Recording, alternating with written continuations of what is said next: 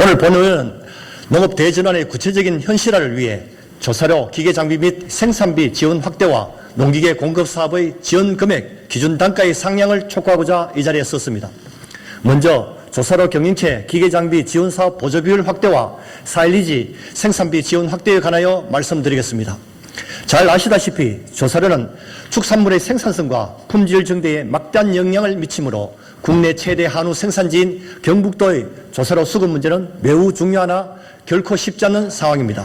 일례로 우크라이나 전쟁 사태로 조사료 수입량이 줄면서 국산 볏짚의 가격이 폭등하여 도내 한우 농가들이 어려움을 겪는 등 국내 최대 조사료 수요지인 경북도의 조사료 수급은 물류 이동 문제와 외부 요인의 영향을 받을 수밖에 없습니다. 특히 2025년 수입 조사료 쿼터 자율화가 진행되어 무관세 수입 조사료가 대량 유통될 경우 수입 조사료에 대한 의존도가 높아져 자칫 국내 조사료 업계의 몰락을 가져올 수 있으므로 경쟁력 확보를 위한 노력이 시급한 상황입니다. 조사료 품질 향상은 생산 장비 및 기계 장비의 영향이 절대적이지만 아쉽게도 도내 조사료 경영체 기계 장비 보조 비율은 2008년 80%를 정점으로 계속 감소하여 2012년 이후 지금까지 40%를 유지하고 있습니다. 문제는 주요 기계 장비 가격은 최근 5년 사이에 평균 40% 상승하였고 2008년부터 본격적으로 지원한 장비들은 노후화로 2018년부터 교체 시기가 도래하는 등 경영체의 부담은 매년 증가하여 제조 생산비로 써야 할 돈을 부족한 기계장비 자부담분에 충당하고 있는 현실입니다.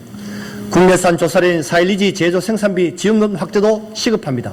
제조 생산비 지원 금액은 10년이 넘도록 통당 6만 3천 원에 머물다가 지난해 6만 3,380원을 지원하여 1% 정액에도 못 미친 반면 원자재 가격을 포함한 제조 생산비는 12여 년 전보다 평균 70% 이상 증가한 실정입니다.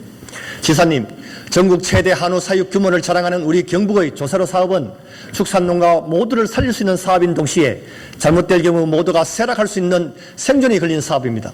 따라서 본의원은 국내산 조사료의 안정적인 수급체계 형성과 양질의 조사료 공급을 위해서 조사료 경영체에 대한 기계장비 지원금 보조 비율은 적어도 80%로 확대되어야 하며 사일리지 제조 생산비 지원 금액은 톤당 8만 원 이상으로 상향되어야 한다고 판단합니다. 지난 12여 년 동안 보조 비율과 지원 금액 자체가 원자재 가격 및 제조 생산비의 상승분이 전혀 고려되지 않았던 만큼 내년도 예산 편성 시에는 이러한 부분이 반드시 고려되어야 할 것이며 이에 대한 도의 대책을 강력히 촉구합니다. 다음은 농기계 공급 사업에 대해 말씀드리고자 합니다.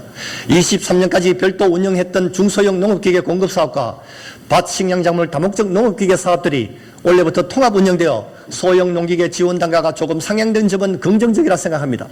하지만 보고 계시는 표와 같이 소형 농기계 지원 상한금은 250만 원, 중형 농기계는 1,000만 원으로 가격 기준 구간별 차등 지원되고 있는데 사업에서 정한 차등 구간과 상한 금액은 농기계 가격 상승을 반영하지 못하였다는 비판을 피하기 힘들 것입니다.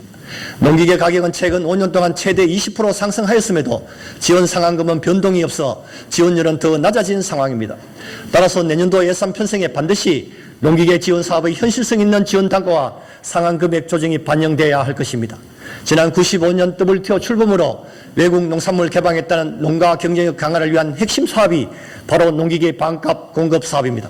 이만큼 농업기계화는 우리 농업을 지탱할 필수 요소였음을 보여준 것입니다. 결국 농업 대전환의 성공도 농업기계화임을 지사님도 잘 알고 계실 것입니다. 농업기계화를 위한 경북도의 현실적이고 적극적인 지원을 강력히 촉구하며 이상으로 본 의원의 5분 발언을 마치겠습니다.